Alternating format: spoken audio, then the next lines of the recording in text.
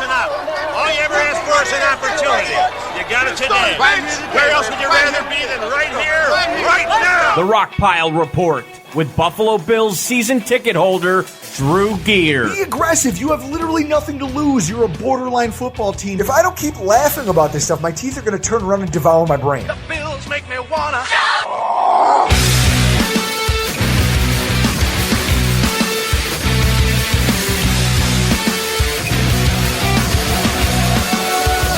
Josh Allen apparently has come a long way in completing percentage and completing passes. He can do the short and intermediate routes, and of course, he can throw the deep ball. That's what the guy draped on him. Yeah. He's insane with his arm. He's a great athlete. And last year, he was playing without any touch and without any real accuracy. Now you add that to this, we're all excited about Baker Mayfield, Lamar Jackson, and of course, Sam Darnold. This might be the guy who takes the biggest leap and leads his team to the playoffs. Josh Allen, fantastic rookie season in spurts. Expect a consistent year number 2. Welcome, everybody, to another edition of the Rockpile Report podcast.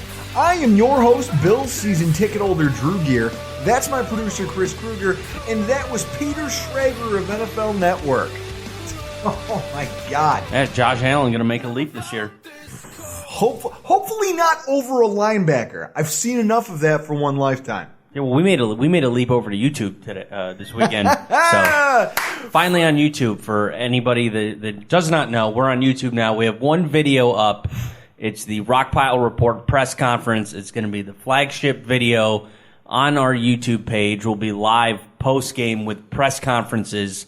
Drew at the podium giving the answers that we want to know, not the coach speak answers you hear from McDermott. Folks, I don't think you understand. So for those of you who've been following the show for a really long time, you know that we've gone live on Periscope, usually at some point, either the day or the night before a game, usually at some point in the middle of a game in terms of the halftime adjustments. And then I've been known to have a few Chardonnays and maybe take to the camera. Because knee-jerk reactions, everybody's got them. And sometimes, apparently, people enjoy seeing mine. Well, we've fleshed it out a little bit, and we've decided that YouTube seems like a great platform for it. We've fielded emails and DMs and for, the last 2 years? About people carping about the fact that we don't have one. Well, you got your wish, guys. So guess what? You get to see Chris's terrible hair. More of it. Exactly. You get to live my nightmare. Yeah, just go to YouTube and search the Rockpile Report, and then subscribe if you want the content. Fantastic. Now, Chris, you heard it in the intro. We talked about this last week. The Buffalo Bills Hype Bus, 2019 edition. It's getting ready to leave the station. I thought it already left. Oh, no. People are still piling on, and it's getting worse. You hear it. People who strike me like Daniel Jeremiah and Michael Robinson, he gets no credit for this. No, because he's been doing it for the last Schrager, 4 years. Okay. Is there anybody else out there in the universe who's still standing with me on the platform who's not quite ready to get on the bus? Anybody? I'm driving the bus, but I'm not ready to turn on the engine and go.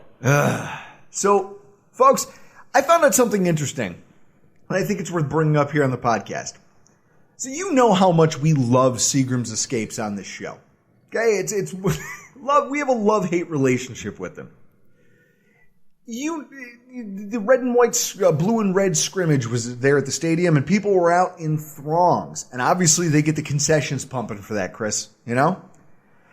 Here's one of the things that I came away with, and now that I have the information at my disposal, I think that the Bills are missing a massive opportunity for themselves here, folks. For those of you who've ever attended a Bills game, a bottle of water.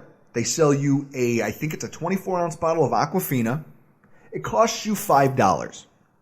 Retail price for Aquafina water is $5.98 for a case. A case that's 32 bottles at Walmart.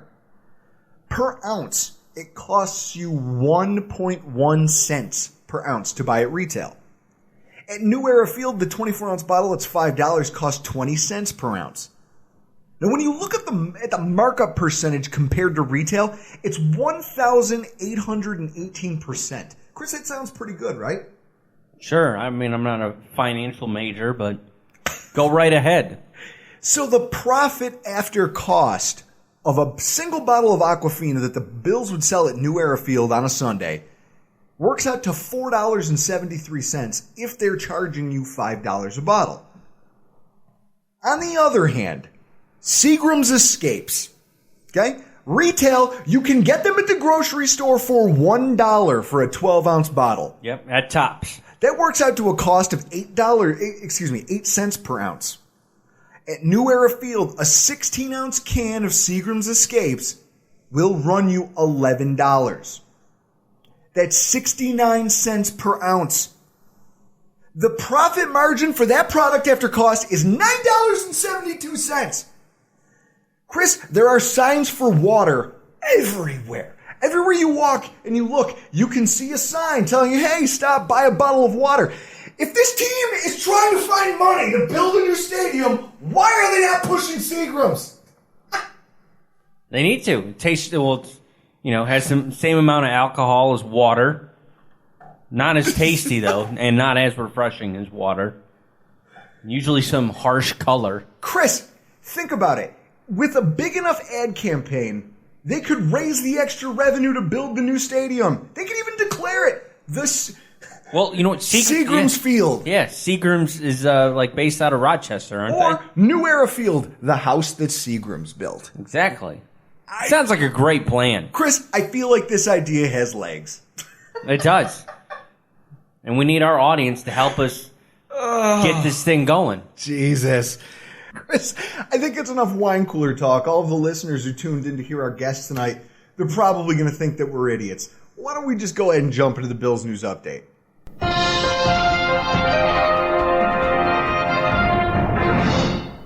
Now, Chris, it's funny. If I'm going to end up drinking a Seagram's, for the playoff berth bet that you and I made. In January. Okay? The team is going to have to find a way to be healthy. And that's not the case right now. I think one of the biggest stories it's being talked about, but it's being talked about because training camp gets talked about in this. Chris, can I say this? There are a lot of times when you watch the reporting that's coming out on training camp, and it's almost as if the media latches on to 5 stories and just runs with those 5. And it doesn't matter who you go to, you're getting some amalgamation of the same 5 stories, maybe 6. Is that fair? Yeah, sounds about right. Okay. Well, one of the things that I don't think is getting enough run is the fact that these injuries are piling up on offense. I know I see little anecdotes about them. The Bills came into the preseason program proud of the work that they did, trying to establish all that depth on the offensive line. And now, just a week away from the end of camp, you look back at it and you say, if we didn't have that, Chris, I don't even know what we'd be trotting out there on offense. Let me run this down for you. Our prize starting center, the highest paid center in the NFL, he is still out with a concussion. Offensive guard Feliciano, shoulder injury. You've got Spencer Long out with a knee. LaAdrian Waddell in a brutal injury. Tore his quad, likely to be sent to the IR.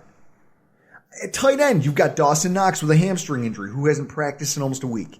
Or I think over a week now.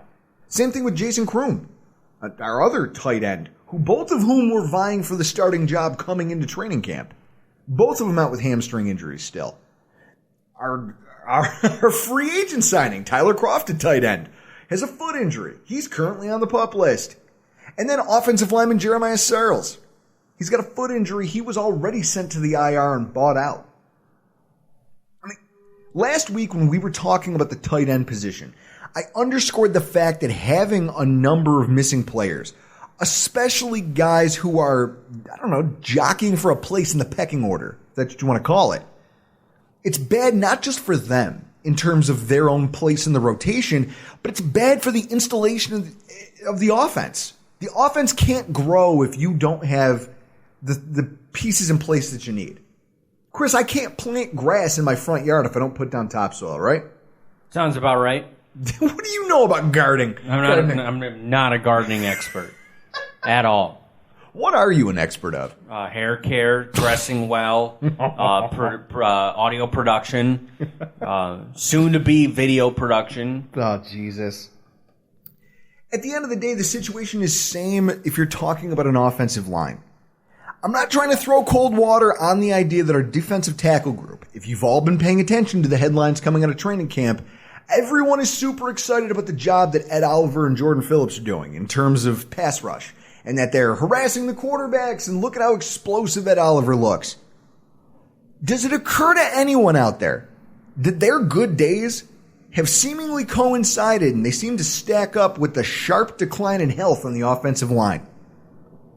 Chris, I don't know. As someone who's trying to remain as pragmatic about this offseason process as possible, that seems like a bad sign. Yeah. I mean, Oliver's supposed to be a top-tier talent, so it's not shocking that he's beating up our second and third team offensive line. Jordan Phillips, if he's doing the same thing, that's a bad sign. And that's my point. I mean, when you look at what's happened to Cody Ford, I get it. Cody Ford was struggling, okay? And last week I was pounding the table over this idea that it was, you leave him out there at right tackle because ultimately that's what you view him as. So sue me. I have an opinion. And I'm sure every Bills fan out there can say at some point in their lives or another, just because you think something is smart doesn't mean the team's going to listen to you. This is one of those moments. With all of these injuries, and I'm assuming some of the ineffectiveness of guys like Russ Bodine, that's probably leading to the fact that now Cody Ford's been shifted inside. I mean, Chris, Oliver is whipping our backups' asses. As he should. But they're backups. They're not starting NFL caliber players. So they've moved Cody Ford inside, and they've put Ty Nsekhe at right tackle. I know for a lot of you listening to this right now, this represents the best offensive line combination available if Morris were healthy. I mean, Chris, how many times did you see pundits, fans, didn't matter who was talking, said that their starting five would be Dawkins at left tackle, Spain at left guard, Mitch Morse at center, Cody Ford at guard, and Ty Nsekhe at right tackle. I saw that a lot today on Twitter when I had the time to look. I'm just baffled because when you look at the Sabres, because that's how I got to make my comparisons here, is because I follow hockey more than football. You know, they drafted Sam Reinhart to be a center, and then they moved him out to the wing, and he hasn't been back. So I assume if you're going to move Cody Ford inside to guard, he's not coming back to tackle at all. Well, I guess that's my point. I mean, Chris, you of all people know I was high on Ty Nsekhe. He was the guy. As every year, I hit on one of these fringe free agents that I think fit the team, and they go out and sign him. Well, he was my guy this year. Okay? I just don't agree with it. I'll say this. If circumstances dictate that things are so thin on the interior of the offensive line that Ford would be left alone with a backup caliber right guard next to him playing tackle and trying to learn how to play the position, I think it would end a lot worse than Dawkins did last year with I shouldn't even say inexperienced because Vlad DeCosta wasn't inexperienced. He just had one of the worst seasons ever recorded for a left guard. Yeah, he just sucked. So I feel like that's what you would be setting Cody Ford up for if you left him out there like that. And I understand that what you're doing is you're fitting a need. You say, look, I need interior offensive linemen. I have a good tackle. I might as well play my best five. But in a perfect world, as a 34-year-old right tackle long-term, Chris, if that's your projection for Cody Ford, that he can be your right tackle, do you want to then move him inside and go into potentially next season knowing you still have to address that position? No, if you want Cody Ford to be right tackle, you play him at right tackle. You don't move him inside and then back outside. That sounds stupid. Well, not only that, but then you think about what the right tackle position costs in today's NFL. Look at who was the tackle from the Patriots. Oh, yeah. Oh, no, not the Patriots. The Miami Dolphins. Juwan James. Yep. He's going to the Broncos to be their right tackle, and he's one of the highest paid offensive linemen in football. Because teams understand that your studs have to be on the outside, and you're going to pay those guys. You need 2 stud tackles now in today's NFL. With the way offenses operate, with the way everything's designed. So this move of Cody Ford, I keep wanting to call him Cordy Glenn, and I don't know why. It's crazy to me. Maybe because we're talking about a guard playing tackle. But, Chris, I get it, okay? I just think that moving him inside, it doesn't do good things for his long-term development, and it leaves you in a position where next season you're probably looking at having to go out and find another right tackle. But at the end of the day, Chris, you and I both know, as long as Josh Allen stays upright, I guess I can't bitch too much, can I? You know what sucks? Having to eat crow on your own podcast. You're going to be doing a lot of that this year. I hope so, Chris. I really hope so. Every single offseason we talk about this. Any football fan knows the easiest way to make the playoffs is to win your division. And in the AFC East, that's proven to be, Chris, a damn near Herculean task for anybody outside of Foxborough, Massachusetts. Despite that, I always think there's value in knowing what's going on around the division. And thus, I'm always curious to pick the brains of the best and some of the brightest, in terms of bloggers, podcasters, and other people out there, just so I myself know what's going on in terms of our divisional opponents. So it's with that we kick off 2019's AFC East Training Camp edition of the Roundup series with the New York Jets. And we have a guest tonight who's going to just help us just walk through all of this with Mr. Joe Caporoso. How are you doing, sir? I'm doing very well. Thank you for having me. Thank you for coming. Guys, there's a lot of you out here in the Bills fan base who probably don't know who Joe is, but I also guess that you're probably not actively trying to seek out Jets content. If you were, I'd be shocked if you didn't. First of all, he works for, and I have to ask about this, SVP of Content for Whistle Sports. Why don't you explain what Whistle Sports is to me? So Whistle Sports is a sports entertainment company that solely distributes their video content through social media platforms. We've been around for about 8 years. I've been a Whistle for 6 of those 8 years. Our goal and our target audience is millennial and Gen Z males. We focus on brand safe, inspirational, motivational content. And yeah, we've been growing well over the past few years. It's been a fun run there. Been my full-time job since 2013 now. And yeah, I supervise all of our video content across YouTube, Facebook, Instagram, Twitter, Snapchat, all that good stuff.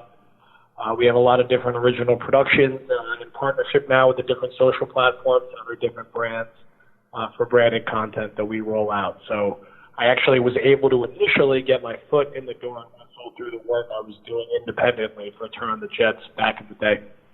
Well, and that's, I guess, what brought us here tonight was turnonthejets.com. You are the owner of the website. You now work with Joe Blewett, who our listeners will remember has been our kind of go-to for Jets information over the last few years. And now, I mean, I think that you guys have grown over the last few years into something. Now you've got multiple podcasts. You've got multiple bloggers and writers who work for you. You guys are putting out a ton of content over there. And a lot of it, when you read the articles, I don't get the sense that it's, the normal Homer stuff that you might get from an SB Nation type website. I mean, why don't you speak to that a little bit? Yeah, I mean, we've always tried to kind of have our own sort of lane and own voice and style when covering the team.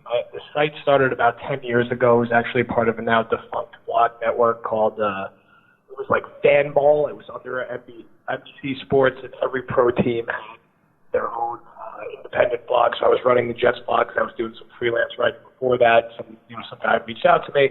I did it for about a year. And then the network shut down, but with the help of a couple other people I was working with, I was able to transfer ownership over to myself.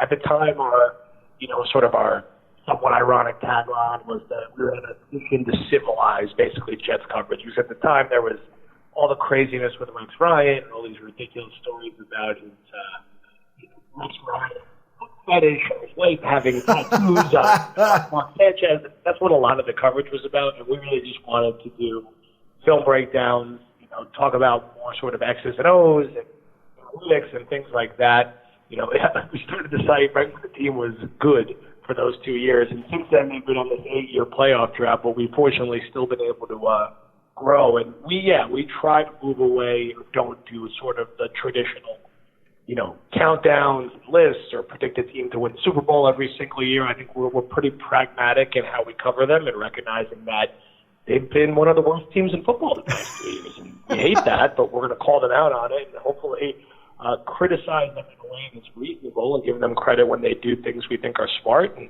go after them when they do things that we don't think are smart. And, Joe does a really good job getting deep into the film, and it breaks down on all the different players and all the different games on a rolling basis. We also do a lot of stuff with analytics with some of our podcasts, and we'll just do more sort of deep dives into the state of the organization, the state of the coaching staff, the state of the roster. I've built out a pretty good web of consistent podcasts and article series, and a nice little following predominantly on Twitter. And this has been a very interesting and active off season, no doubt. I think we were very, very critical of the old regime and happy that the Jets made the changes that they did, and hopefully it results in some more success. Well, that's, I guess, where we start this conversation. Then if we're talking about the New York Jets, you want to talk about this. I guess that's where I like to start the conversation with every team. The biggest offseason storyline. And for you guys, it's the overhaul that just took place in your front office. First of all, for me personally, it's crazy to sit here now and look back on the Todd Bowles era and to think that his high water mark was losing what should have been a winnable football game on the road in Buffalo to a bunch of backup defensive players and this smug jackass named Rex Ryan. So, since then... That was a very tragic loss. It was a tough day for Jet fans nonetheless, because that's such a fun, random, surprising season. I don't think anyone had really high expectations going in. And the fact that they were in position to make the playoffs after beating the Patriots in overtime the week before and then basically crapped the bed in Buffalo with Ryan Fitzpatrick turning to the quarterback we all know that he is, was a brutal end to the season, obviously. The thing about the Bulls and McCagnon era is if you take away that sort of random one-off 5-game winning streak, it was all very bad. They were 24-40 over 4 years. You take away that 5-game winning streak where they beat 4 really bad teams and a Patriots team who wasn't really playing all their starters. It was a tough stretch, absolutely. That loss to Buffalo was particularly tough because if they won that game, they would have played A.J. McCarron in the first round. I think that would have been a really winnable game and could have been an interesting playoff run for that team, which despite Fitzpatrick had Brandon Marshall and Eric Decker, Darrell Reeves, and another veteran pieces of a pretty watered-down AFC that year where I think most fans felt like they could have made an interesting run in the playoffs. So this is one of the things I think is crazy. First, you have the firing of Todd Bowles. Pretty much everyone knew that was coming by the time the season ended. But from there, that's where things get kind of murky. You've got McCagnon, who I understand, he's your GM. He's had a handful of years of questionable drafts. He's the man who drafted 2 quarterbacks who I think combined for just a handful of NFL starts. But he drafted them in the first 4 rounds. Hackenberg is probably the most glaring one of those. But I think the thing people find unorthodox is the fact that he was allowed to oversee the hiring of a new head coach, oversee these massive expenditures in free agency, and spend another years with the draft capital, and then follow Todd Bowles into the unemployment line. Along with what people hear, people compared it to the Julius Caesar saga in terms of back channeling and backstabbing and things that were going on there. It sounds crazy, but I have to ask you, how much of that is the New York media dramatizing it? Honestly, this is what turned me on to you the most, was hearing your appearance on WFAN kind of touching on this subject. What do you think? I think the initial timing of the firing was surprising. I think a lot of us, myself included, thought he 100% should have just been fired with Todd Bowles at the end of the season. They didn't do that. He led the head coaching search and was, along with Brian Heimerdinger, the guy who decided to hire Adam Gase. And then they had an active offseason. They paid a lot of money for Le'Veon Bell. They paid a lot of money for C.J. Mosley. They made trade for Colencio Assembly. They signed Jamison Crowder. And then he ran the draft. And there were some rumblings about some discord. And that's fairly common, I guess unsurprising, considering Gase's personality and the fact that McCagnon really hadn't been good at his job now. I thought, like many, that basically just meant he'd be on a short leash and maybe Gase was currying a little more favor in the building, or maybe they get rid of his number 2, a guy like Brian Heimerdinger. But then they just moved quick and fired him. And it really sounds like there was a internal struggle in a power play that Adam Gase won. The Jets then went on their GM search and got a guy that a lot of people are excited about them hiring Joe Douglas. It's impossible to predict what GM is going to be good, just like it's sometimes hard to predict what head coach is going to be good. But Douglas was one of those names that you regularly saw on the top of the next sort of wave of GMs and guys who were considered a top-tier candidate, and a guy that Jet fans were talking about in December if they did actually go ahead and fire McCagnon at that time. So the timing and the messaging around the process, I think, was going to lead to a bit of a firestorm and questions about Adam Gase maybe having too much power for a guy who really hasn't had a ton of success so far in his NFL career. I do think ultimately the Jets netted out getting a candidate that on paper they should feel good about, who's made some other hires to his front office that they should feel good about. Now, is that going to work out? We're going to see. I mean, him and Gase are, everything is buddy-buddy right now, but obviously they sort of came in at different timelines. They're on different length contracts. So if the team struggles this year or next year, where does that blame ultimately go? But I do think, that overall the Jets substantially upgraded their front office because they really had one of the worst front offices in the NFL. And at least, with Joe Douglas, he was with the Super Bowl winning team with the Eagles. He spent a lot of time with the Ravens, an organization that's had a lot of success. Well, and that's, he's brought people over that he's worked with previously. I mean, I guess I have to put it in the right direction. I guess if I had to say anything about this, though, and I want to say this because I've been watching it, I understand that the knee-jerk reaction from Bills fans is to throw mockery their way. What Bills fans should take a step back and recognize is that we did almost the same thing. We brought in a brand new head coach with our old GM still in the building. And then the day after the draft, the GM and his entire scouting staff got released. That's a thing that happened. And they brought in a GM who kind of had a shared vision and some familiarity with that coach. It's not an unheard of concept. So I understand that from an outsider's perspective, it's easy to poke fun at it. But the fact is that it's not unheard of.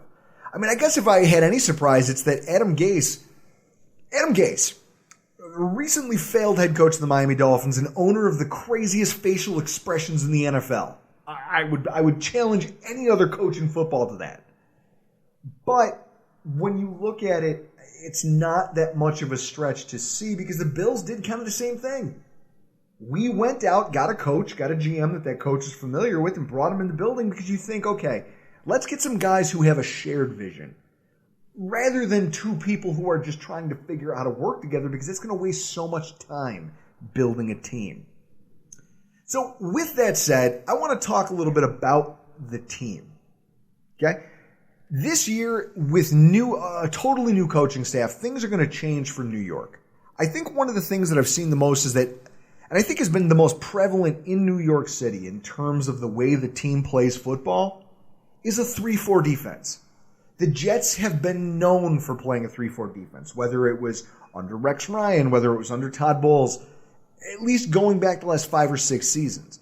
So I guess my question to you is now that you've got Greg Williams, I mean, the guy who said that he could have a head coaching job anytime he wanted one and yet is still a defensive coordinator. What does his inclusion in the coaching staff mean for this Jets defense? I mean, it's a fair question. I think the hope is that the Jets, like many teams, are going to be multiple and flexible with how they use their personnel groupings. They're going to spend a lot of time at nickel, so really breaking down the 3-4 versus 4-3 is ultimately not going to become that important as they still have a lot of personnel that would fit more naturally in the 3-4, which is why I think they were pretty aggressive in publicly saying that that's still going to be the base system because they have Henry Anderson, they have Jordan Jenkins, they have Leonard Williams. They have these guys who they signed and invested into playing that system who are still carrying over onto the roster this year. So I think the hope is that Williams is smart enough to be multiple and put players in the best spot to succeed. I think Williams is the kind of guy that I think the bark is a little louder than the bite right now. I think Jet fans are excited about him because he has a lot of fun clips and he's got a lot of energy compared to what they have with Todd Bowles. I'm not sure if the resume as a defensive coordinator, at least in recent years, really backs up the thinking that he is this elite defensive coordinator who's going to solve any personnel problems they have, because I do think they have a decent amount on defense starting at the cornerback position, even with some questions at edge rusher. But my hope is that, look, they have Jamal Adams, they have C.J. Mosley, they just drafted Quentin Williams, the third pick in the draft. Leonard Williams is still there, so there's some very talented pieces. Hopefully they're smart in how they can compensate for some of their deficiencies, since they really lack a top-tier pass rusher, and they have a lot of questions at cornerback still. I'll tell you this. You guys, and this is the thing that, honestly, if I'm not just trying to butter your bread because you're here. I mean, this is my show. This is my show. I don't have to pander to you. I am terrified of one aspect of the Jets defense, just schematically. And that's the fact that for Greg Williams, for me, you pointed to the fact that maybe his rankings in terms of overall defense haven't been great over the course of the last couple of years. But if there's anything we know we're going to get from him, it's aggression. The blitz schemes that he rolls out, they're incredibly complex. They're enough to give the savviest offensive coordinator headaches. And that's the thing that terrifies me about this. I mean, I've watched him in the course of one drive dial up an A-gap blitz combined with a slot corner blitz, just in case the quarterback tried to roll out of the pocket. And then other times what he'll do is he'll throw a defensive end and a linebacker in a zone so that he can blitz both of his outside corners. He throws stuff at you that you'd think to yourself, only a madman would do this. For a team like the Jets, who, obviously there's been a lot made about the quality of your cornerback group, but that's a way to make these athletes stand out without having to ask them to do things, is you just make them blitzers. And that scares the hell out of people. Now, on offense, Adam Gase's offense is complicated. I mean, the only time it's ever worked is when he had a Hall of Fame signal caller and a top-flight offensive line. When you saw in Miami, the quarterback was mediocre and the offensive line never panned out, and his offense never really got up off the ground. You could see what he was trying to do. It's predicated on a lot of throws outside the numbers, which is designed to get players in space with screens and checkdowns and short area passes, and it has the ability to make defenses impatient. It forces them to get up to the line of scrimmage because they're afraid of a short play. It leaves them vulnerable to the big one over the top. In your opinion, do you guys have the personnel currently in 2019 to execute that style of offense? Look, I actually feel better. I'm a little more high on the offense than the defense at this point, which is very rare for the Jets, but everything basically forever since I've been alive. I think they're really good about how Sam Darnold ended the season. I like what they did with the slot receiver upgrade of going from someone like Jermaine Kearse, who stunk, to Jamison Crowder, who really feels like sort of the perfect type of receiver for what Adam Gase likes to do. Robbie Anderson came out very strong down the stretch with Darnold last year, and if he could ever stay healthy, Quincy Enunwa is a nice complementary to go with those guys. Never mind rookie Chris Herndon had an encouraging year last year, but he's of course suspended for 4 games now. That doesn't even touch on what Le'Veon Bell should bring is both a runner and a receiver. So I think on paper, there's a lot to be excited about potentially with this year at the skill positions. And I do think Gase should be good for Darnold and help him improve his completion percentage, and will, allow him to attack outside the numbers and hopefully get him on the move a little bit to compensate for some of the Jets' questions on the offensive line. I think Darnold is a more talented guy than Ryan Tannehill. Is he ready to be Peyton Manning? 2014 or whatever season that was, probably not. And there's still going to be turnovers and some rough patches, sure. I think the thing is, when you have Bell and you have Anderson, and then Herndon comes back, and you have Crowder, this needs to be a unit that can consistently put up points, and it's just something that they couldn't do consistently even when Darnold was healthy last year. And when they won, it ended up being these. We see this with the Jets. They just can't win shootouts at a consistent volume. You've got to score points in today's NFL. It's an offensive-dominated league. The offense, in my mind, is more important than your defense with how things work right now. So, whoa! Don't say that too loudly. There's Bills fans. Don't say that too loudly. There's Bills fans listening to that, and they might get upset. If you try to remind Bills fans that offense is more important than defense, people here are going to get really emotional. You look at the teams that are in the playoffs and their DVOA ranking, how teams are winning, and how really you're going to beat New England.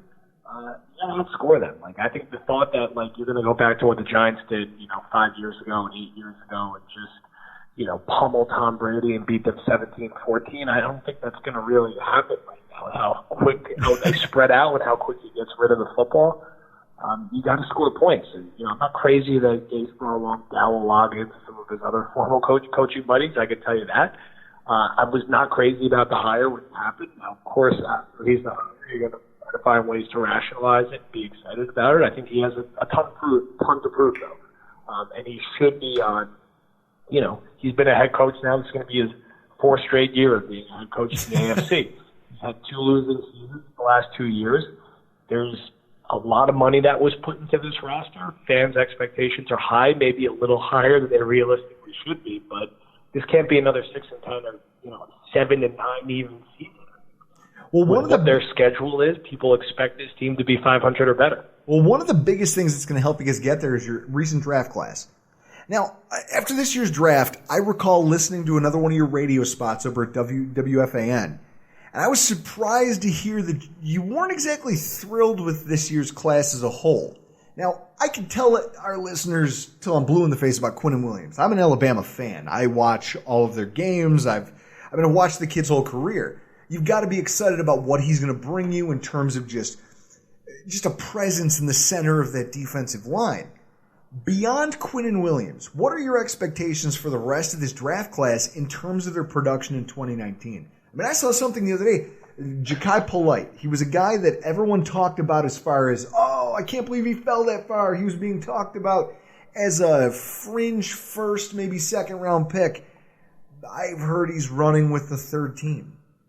I think with a guy like Polite, we were all excited that, the third round, you're getting to the point where you're kind of throwing darts a little bit. For him to still be on the board, I think it was a pleasant surprise. And you got to remember he's 21 years old. So I think the thought that, the Jets fixed their edge rusher problem by drafting Polite in the third round. Well, maybe in 2020 or 2021. I don't know if in 2019 he's going to have 8 to 10 sacks. I could see him being a guy who starts out running with the 2s or 3s and then gradually gets more and more playing time, and by the back half of the year is making an impact and has, 4 or 5 sacks as a rookie and looks really good going into next year. I don't know if he's going to be the sack leader for the team this year and immediately solve their edge rushing problems. I think, Chuma Edoga, I think the thought is he's going to be one of their top backup tackles this year and doesn't really have to play, and then is maybe more of a target to start in 2020. Blake Cashman is going to be either the top or the second backup at inside linebacker and probably a core initial teamer, but he'll be on 53.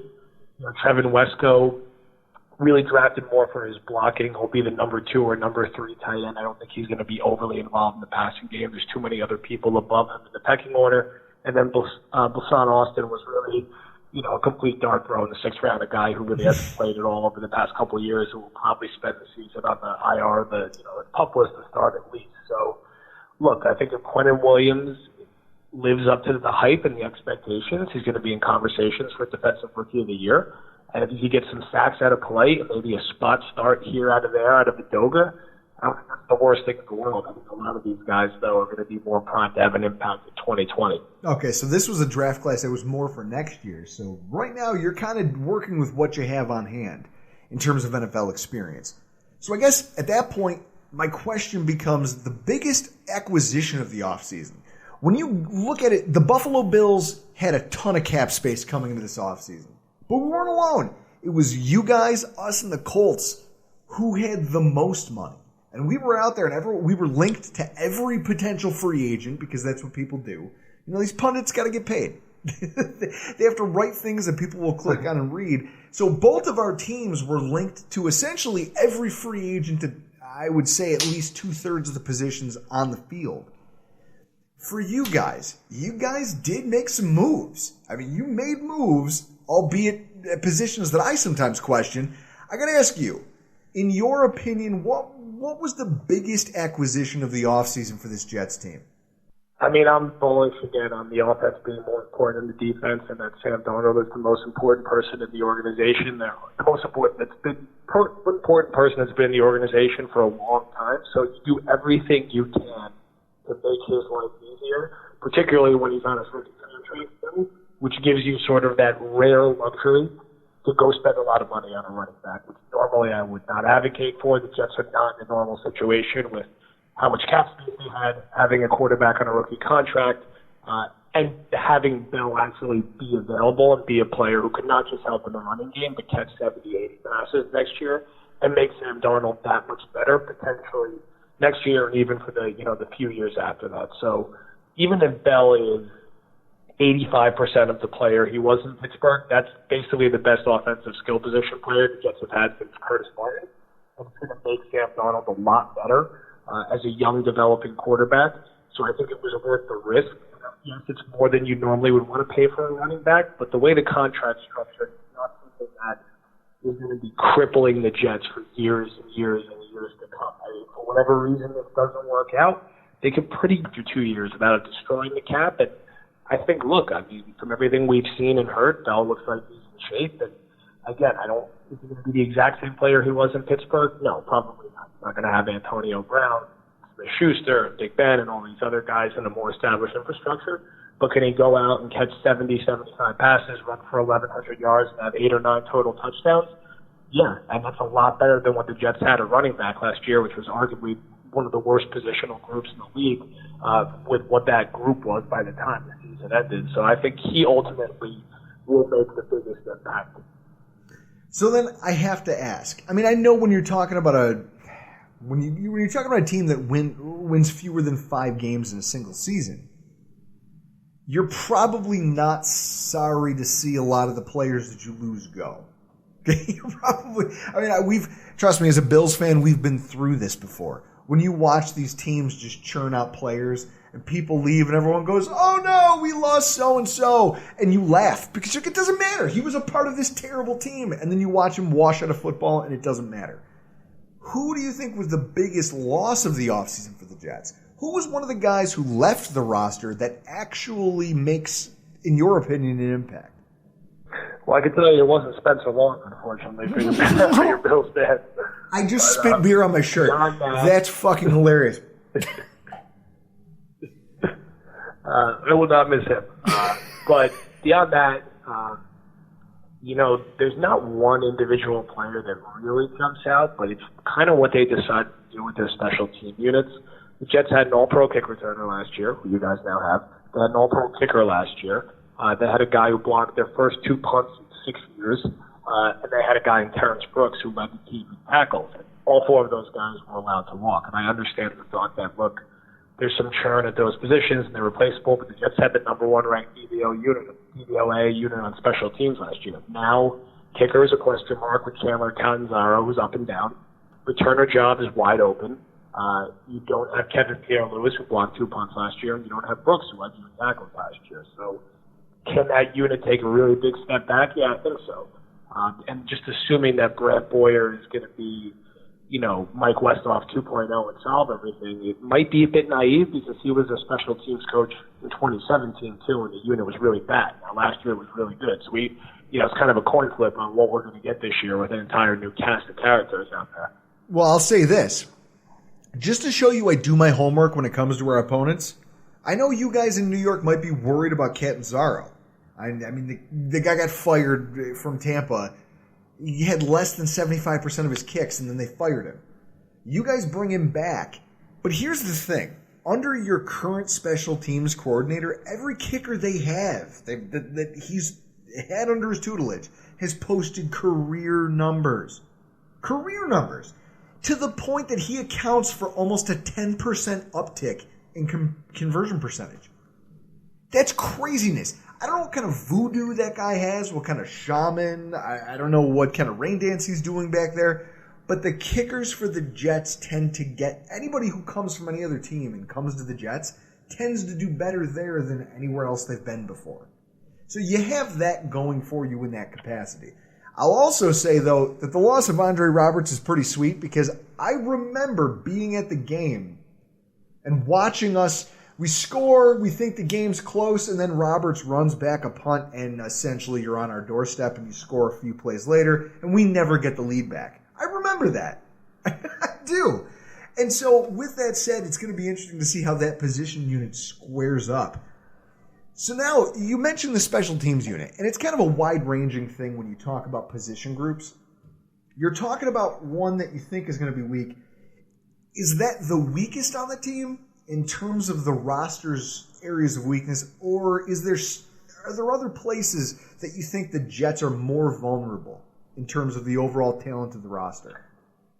I mean, I think there's two that stand out, and I think any Jet fan would give you these two positions. I think it's cornerback, and I think it's offensive line still. I think cornerback, Jermaine Johnson stunk last year, and cornerbacks usually don't get better with age, even when they're reunited with their old defensive coordinator.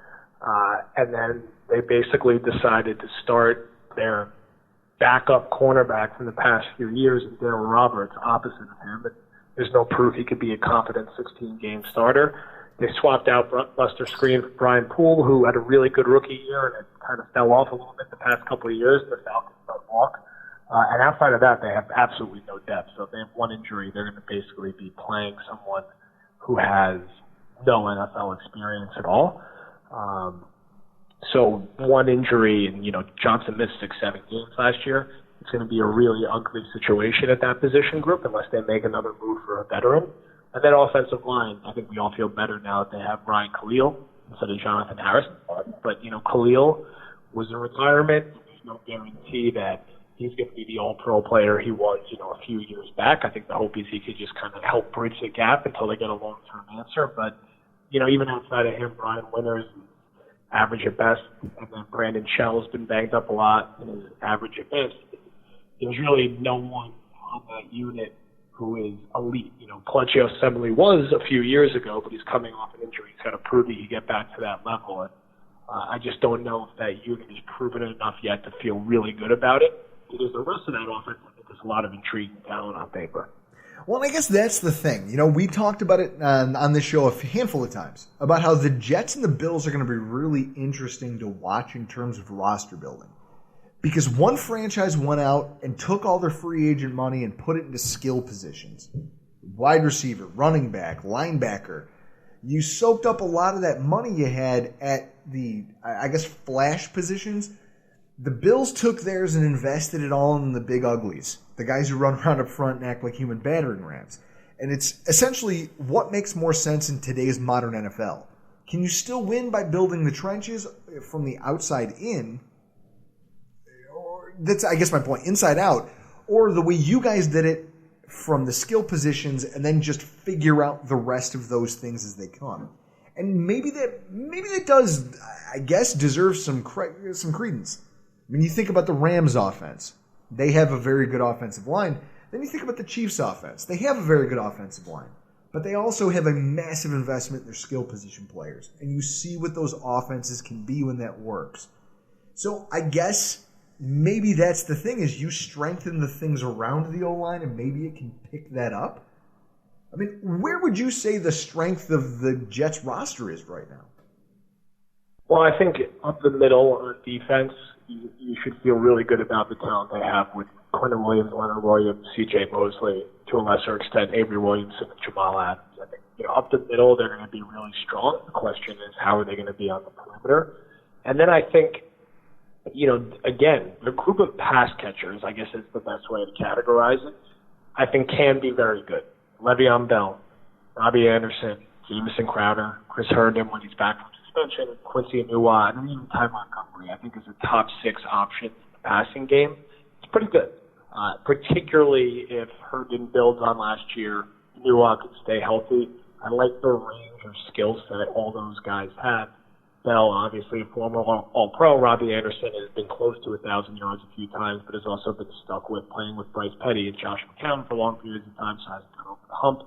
He's seen Crowder have a couple of years where he's been a 70, 75 catch guy. So I feel good about that group of pass catchers, particularly compared to where it was last year. And I do think up the middle on defense, Adams is an All-Pro, Mosley's an All-Pro.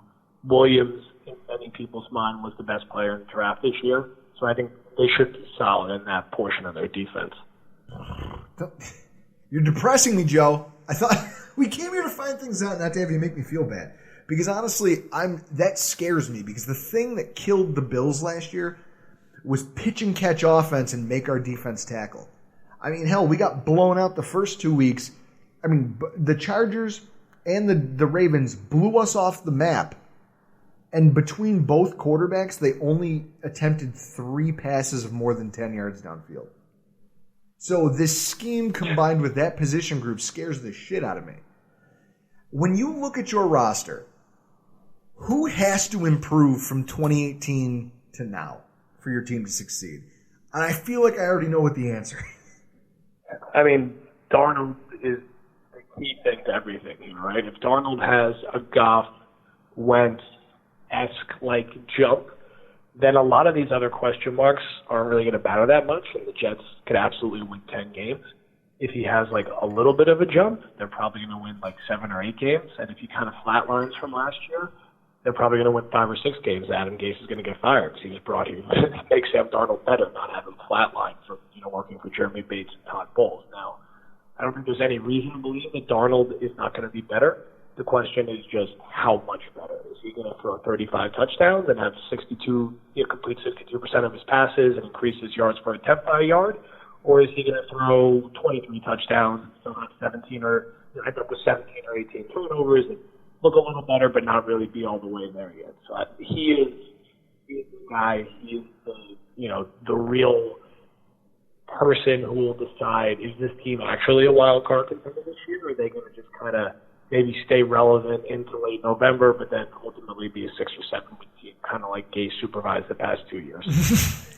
I mean, that would scare the hell out of me if I'm a fan of the Jets.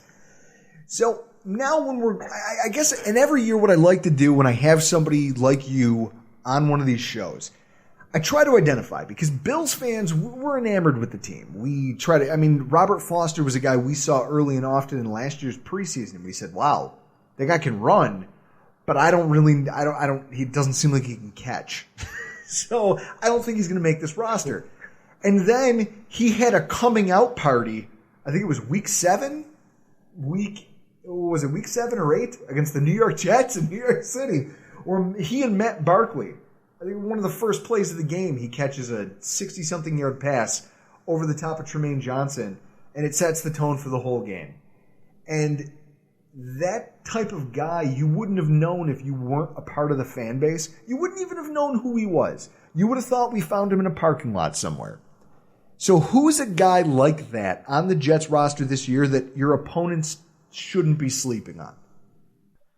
There's a couple people who come to mind. I think Deontay Burnett, who is currently their 4th receiver behind the 3 more well-known guys. He's a second-year player out of USC who played with Darnold, who had a couple nice moments last year and has had a really strong camp. But if one of those 3 receivers go down in front of him, he'll get a lot of reps because the Jets' base offense is going to have 3 receivers out there. And he looked like he belonged last year when he got more of an extended look.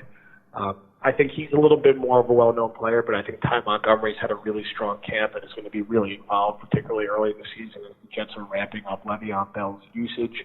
And then defensively, 3rd-year corner Derrick Jones is a guy who, if Robert struggles or Johnson gets hurt, is a really good athlete. Looks has that Antonio Cromartie athletic build, and is someone who might get an extended look if things kind of go off the rails at cornerback next year. So those 3 guys kind of jump top of mind to me. Okay, that's fair. All right, we're going to commit that to memory, and we're going to come back week 1 and see how that plays out. So when we look at the start of the regular season, that's the reason I start here. When you take a look at the regular season, the way the schedule stacks up, it's incredibly important, and I always like to look at the first 5 games. Now, for the Jets, we're going to go 6 because I feel like it's important. Your first 5 games, and you said it yourself earlier, they have to get off to a good start. This is your opening slate, and I don't know if there's a team in our division who has a tougher one. You have Buffalo at home, Cleveland at home. Then you go on the road to play New England week 3. You go to Philly. You play Dallas at home, and you get New England. Out of that group, you have 4 teams who made it to the divisional round of the playoffs in 2018. 2 games against the defending Super Bowl champs. 4 quarterbacks who averaged 260 or more yards a game in 2018. And it's worth noting that there's only 7 teams who ever made it to the postseason after starting 1-4 since 1978. So when you look at that start, is it imperative? I think that underscores the Jets almost don't have a choice but to hit the ground running, correct? Yeah, look, there's no reason to sugarcoat it. It's an absolutely brutal start to the schedule. And especially with a new regime and personalities like Greg Williams and Adam Gase, where a bad start could really get the fireworks going. Look, the Jets have to beat Buffalo at home week 1. You cannot lose that game and then be like, well, now we have to play Cleveland, everyone's darling in New England. They kind of have to win that game. And I think the hope is tread water in those first 6, 3-3, maybe 2-4, and then you look at the next 8, they're pretty soft on paper at least. If you close, Baltimore, Pittsburgh, Buffalo, not extremely brutal, especially when Pittsburgh takes a step back last year. So can you tread water in the first 6 games and then take advantage of the softer part of the schedule where you play Miami twice, and you play Washington and the Giants and Oakland and Jacksonville, teams who have, struggled last year or should struggle this year, and take advantage of playing Eli Manning, a rookie quarterback like Dwayne Haskins, some of the other guys they'll face in that part of the schedule. But it's a very, very tough start. And if they lose week 1 at home against Buffalo, they could be looking at a 1-5-ish type start. They really got to win that game. Oh, I don't mean to hurt your feelings, Joe, but I'm really looking forward to that. I really am. Outside of that, there's another notable stretch. Fair enough. There's another stretch of games here. Week 3 through 9, you only have 2 home games. I mean, that's tough. That's a lot of road action, and road teams predominantly do not do well in the NFL. That's just, there's not a lot of road warriors left. Are you concerned about that playing into this idea that even if they hit the ground, like, hey, we go 50-50 and then we go play these soft teams, a lot of them are on the road? I mean, look, it's not ideal, but they also don't have a lot of travel early in the season. They have a really early bye week to kind of split up some of those difficult games. And, they don't have, the high volume of West Coast trips. I think they travel the least amount of miles of any NFL team this year. They're in the top, 3 or 4 for that. There's a lot of East Coast games for them. There's not the multiple going, out to play, the Chargers and the Rams, the Raiders. So hopefully that helps mitigate the difficulty of some of those road games. But it's still, look, it's never easy. I wouldn't be surprised, and this happens a lot. If the Jets win one of these early season games, maybe we don't expect them to, and they lose one of these middle of the year games that we expect them to win. So the type of thing where you go out and you upset New England, because Gase has generally been pretty good against New England, but then you give a game back to Miami. That would shock me.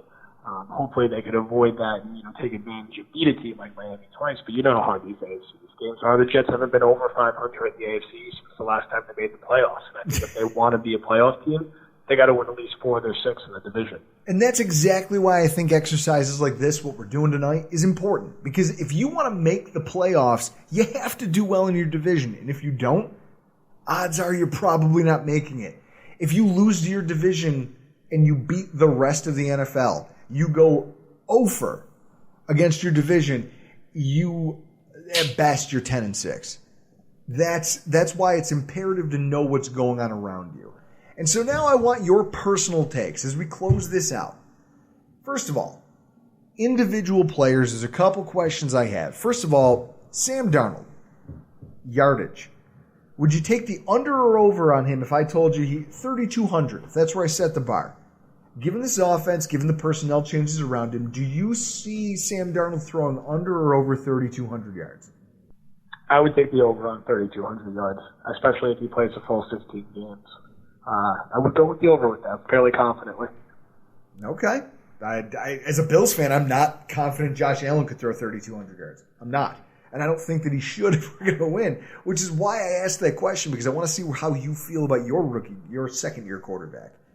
And then turnovers. Do you think he's going to be higher or lower than 15 in 2018? I mean, I understand what this offense is. I understand that it's a lot of lateral passing. It's a lot of short area game. If you're a guy like Darnold who likes to gamble, I don't know. We take the over on that just because he did a really good job protecting the ball when it came to fumbles last year. That was a big concern of him coming out of USC. They really only lost 1 fumble last year. Feels like that number might tick up to 3-ish maybe this year, just because sometimes fumbles are a random thing. I just feel like with the style that he plays, he's probably always going to be someone who throws between 11 and 14 interceptions in a season. So I think it's close, but I don't think it's crazy to take the over on that one. I could see him at 15 or 16 total turnovers. Sticking with the under-over, win total for the New York Jets. According to Westgate, you guys are currently at 7.5. It's tough. I've kind of gone back and forth over the past couple months on thinking them to be 7-9 or 8-8. I'm feeling a little more optimistic after they acquired Ryan Khalil. I'm assuming they're going to make at least maybe one other minor move at cornerback, but you still asked me today, I'd say 8-8, so that is an over on 7.5. All right, that's fair. That's fair. Final place in the AFC East. I mean, you see what's going on around you. You're a smart guy. You watch the other teams, but you have your own opinions. Where do you think the Jets finish in terms of the pecking order in this division? I mean, I really think it's a coin flip between them and Buffalo. I think both of them are going to either be 7-9 or 8-8. It would not surprise me if the Jets finish in second at 8-8, or if not 8-8, based on a tiebreaker or something, put them in third. I feel like New England's 11 or 12 wins. I feel like Miami's 4 or 5 wins. And I feel like the Jets and Bills are both going to be right at 500 going into that Week 17 game. Probably the winner of that game ends up being in second place. I don't know whether that ultimately means anything for the wild card race because the AFC is a tough conference this year. But I think they're neck and neck, really. I would say when I look at the two teams, I think Le'Veon Bell himself is the best offensive player. But I think Buffalo did a nice job adding a lot of different bodies to their offensive line this year. Personally, I do think they'll go all in has a higher ceiling than Allen, so I do like him a little better there, but I think Buffalo will have a better defense. So I think it's a lot of give and take there, and I think they're going to be really tight, and I think Week 1 will be a very close game. But we're all in concert with the idea that Miami sucks, right? Yeah, Miami's going to be bad. They'll have a couple annoying wins, though, thanks to Fitzpatrick, but they're winning 4 or 5 games. Fantastic. Joe, as always, I love listening to you talk about this stuff because like I said, you're a pragmatic Jets fan. I love this. I loved hearing your radio spots, and I'm glad we could get you on the show tonight. Thank you for taking time out of your schedule to make time for us. Joe, what do you have going on at turnonthejets.com, and where can the people find you on Twitter? Turnonthejets.com will have daily articles and podcasts all the way up through the season, all throughout the season, film breakdown, analysis of all the team's games, and then you can follow me on Twitter at Joe Caporoso, Caporoso. All right, thanks to Joe Caporoso for joining us, first-time guest. He's on Twitter, again, at J Caporoso, Caporoso. Chris, I mean, he seems confident, but there's no way to know how they're going to fare. Luckily for everybody, we're all about to take the first step in finding out how we do later this week. Ladies and gentlemen, boys and girls, children of all ages, the 2019 preseason is just days away. We are days from kickoff with Week 1 of the 2019 preseason. Buffalo Bills at home versus the Indianapolis Colts. Bills football is back! Well, kind of. So, I mean, not really, but who gives a shit?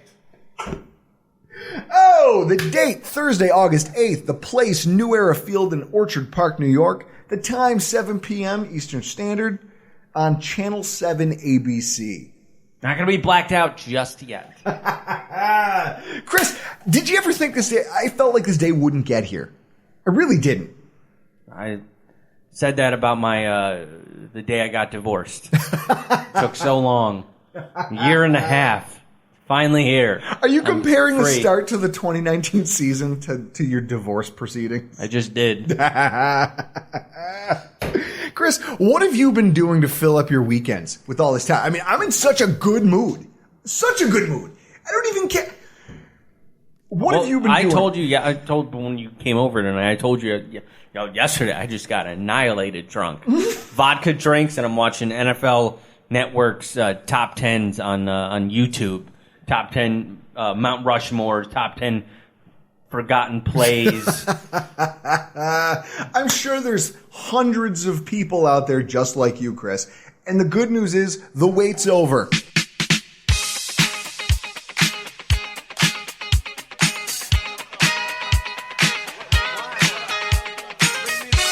The Bills are going to kick off their 2019 preseason this week, and you can bet your ass that I'll be watching and probably rewatching.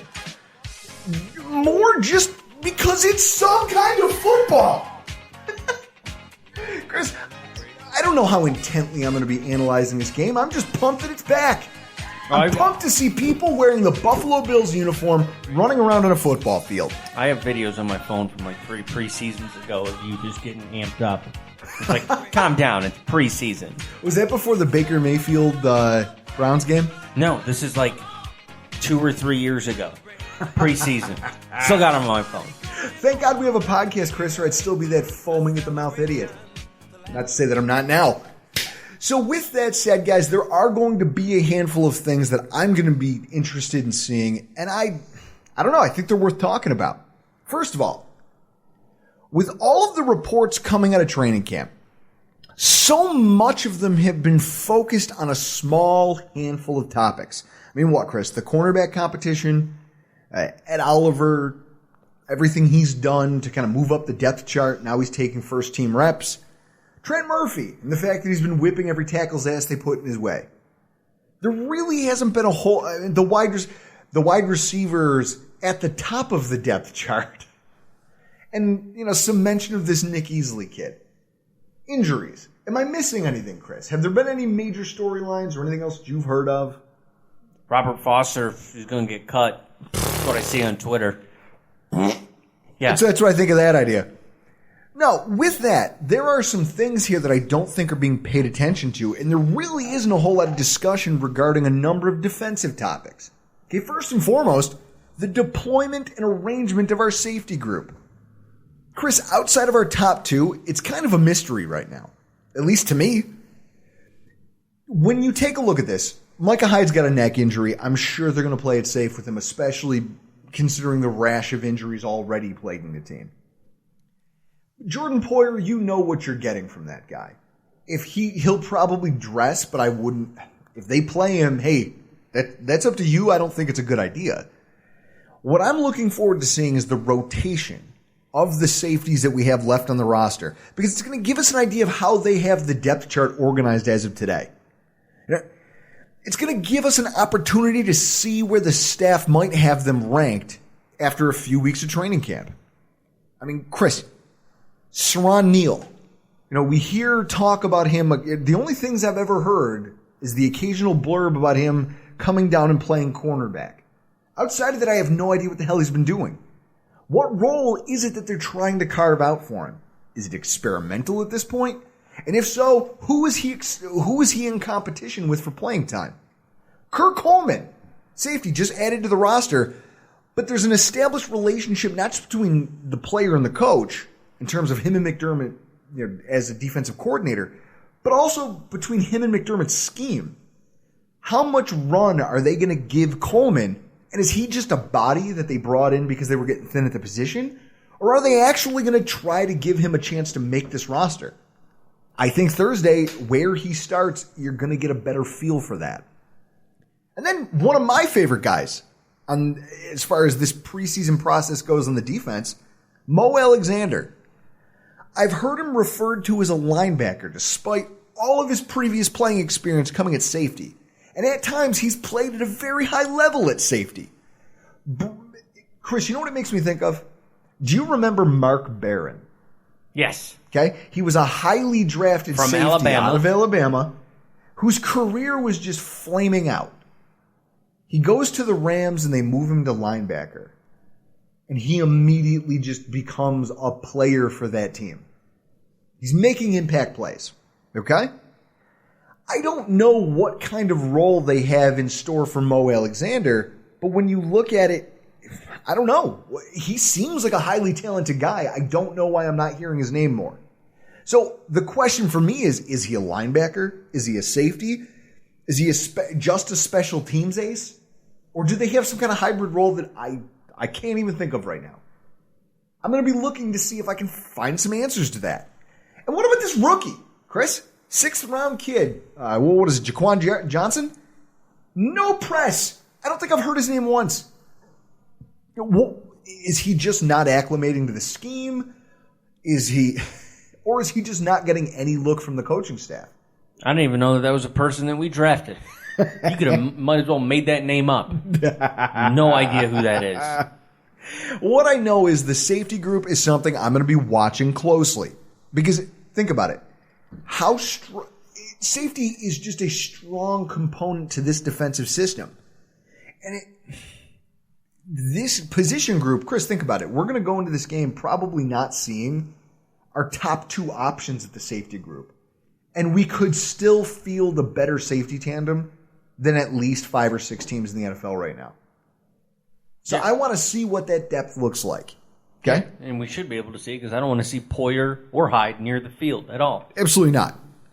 And also, sticking with the defense, where the hell has Voshon Joseph been? Bueller.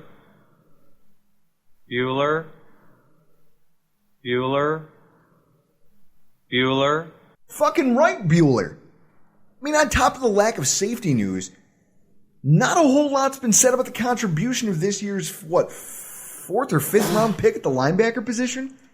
I mean, Chris, for fuck's sake, if you Google his name and look at the news tab, the last mention of Voshon Joseph that Google can find in an article, it's not even about the Buffalo Bills. It's an article about the 2019 University of Florida defense. I mean, I'm interested to see why. He's going to have to get some playing time. You know, I doubt they're going to leave Tremaine and Milano out there for very long.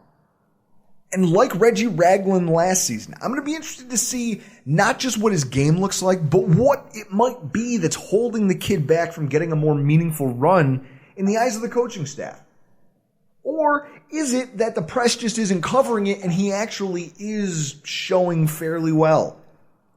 I want to see it, Chris. That's it. I want to see it. And also, Eli Harold. Is that guy even still around? He should be. You got a Seagram's bet with Nate Geary on him. I know. Haven't heard his name. Do you ever hear... This is what I mean, folks. The coverage of training camp... People who write for a living are going to gravitate towards the stories that they feel are hot and that need to be told. Me as a football fan, and as someone who wants to know every aspect of what's happening, I got to wait to see it on the field because you guys are doing me a disservice. They're doing me a disservice by not letting me know. And I guess maybe that's, Chris, maybe that's the downfall of us not being there this season, is I can't see it with my own 2 eyes. So shame on me, I guess. But either way, I'm looking forward to seeing some of these things as they develop on the defense. On the offensive side of the ball, the second tier of skill players in this offense, Chris, that's something to get excited about. We discussed it with Joe Marino from the Locked On Bills podcast about the fact that the pecking order on the depth chart might not be settled in terms of wide receivers, but there's not a whole lot of room left on the arc. You know what I mean? Like, it's filling up. The water's rising. You look at the top of it. You've got Zay Jones, John Brown, Cole Beasley. Roster locks. None of them. Robert Foster's on roster lock? Hang on. Zay Jones, John Brown, Cole Beasley. Roster locks. In my eyes, Foster, virtual lock to make the roster. Because he's cost-controlled forever and showed good chemistry last year with your quarterback. And then you've got Andre Roberts, who is your special teams ace, Pro Bowl returner. You signed him to a $2.5 million contract. You're not cutting him. If the team keeps 6 wide receivers, who gets that last spot? You've got 5 guys fighting over it.